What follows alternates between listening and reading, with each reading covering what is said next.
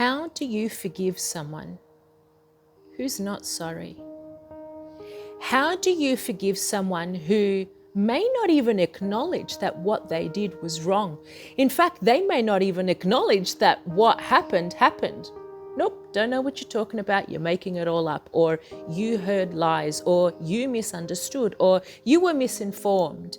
How do you, as a spiritual person, how do you, as a person who needs to move forward with their life, how do you forgive them? First and foremost, you acknowledge that what is happening when you don't forgive someone is this person or that set of circumstances or what they did is forever hooked into you as you carry that non-forgiveness with you. As you energetically sit, and whether it's something you think about all the time or whether it's something you think about once a month or once every 6 months or even once a year, if that is still part of you and you look back and it brings a yucky feeling and you know you haven't forgiven, I want you to know that they have a hook in you and you are dragging you and them and the event and the set of circumstances through the mud with you, feeling its resistance, experiencing its effects, whether you know it or not. These effects unfold in your day-to-day life. You draw in and attract sets of circumstances to help you realize, hey, you haven't let this go. And that is exactly what forgiveness is. Forgiveness is letting things go.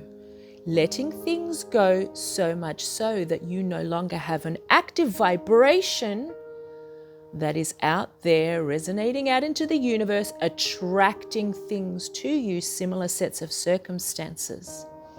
Forgiveness is not saying what you did is okay by me.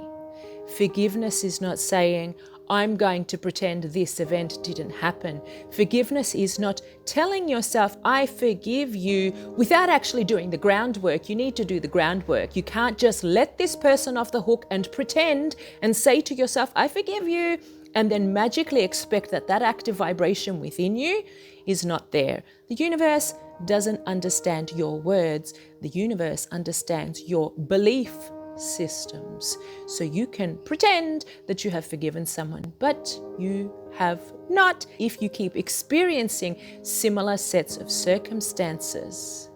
And so that is the universe trying to tell you, hey, I know you think or you say you've forgiven this person, or you're pretending, or even just plain don't want to look at it, but this active vibration is within you. So here is a set of circumstances to tell you that it's still there and you need to address it.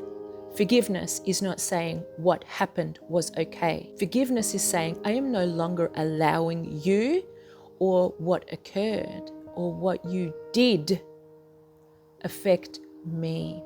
Forgiveness is giving up the idea that the past should have some way been somewhat different. I want you to understand that not everybody that does something to you has understood what they have done. In the moment when Jesus was on the cross, he prayed and said, Father, forgive them. They know not what they do. And that is true for anyone who has ever done anything to another soul. There is varying degrees of comprehension of what they are doing. Often people will do something and in that moment it seems right for whatever reason, and we are not to judge. And they do not know the consequences of their actions. They do not know fully how this may eventuate for you. Why? Because everyone sees everything from their perspective. And this will be something that is really difficult for a lot of people to comprehend, because there are varying degrees of things that need to be forgiven. Something as simple as a friend or someone close to you saying or doing something behind your back that they know you wouldn't appreciate, right through to physical abuse. Now, you may say, that friend of mine should have known that doing that or saying that would have hurt me, or that person who physically abused somebody would have known that that would hurt somebody, but you are not seeing it from their perspective. People don't just go around saying things at random. People don't go abusing people at random. There is nothing that occurs just randomly. In the case of some sort of abusive situation, it is a cycle. More often than not, abusers were abused first. I want you to understand that everything is cause and effect. It is not within your capabilities to dictate and execute a consequence. What is your role is the consequence that happens to you. I want you to understand that forgiveness is you letting go of the active vibration that connects you to that person or that event. I want you to understand that someone who has wronged you first was wronged.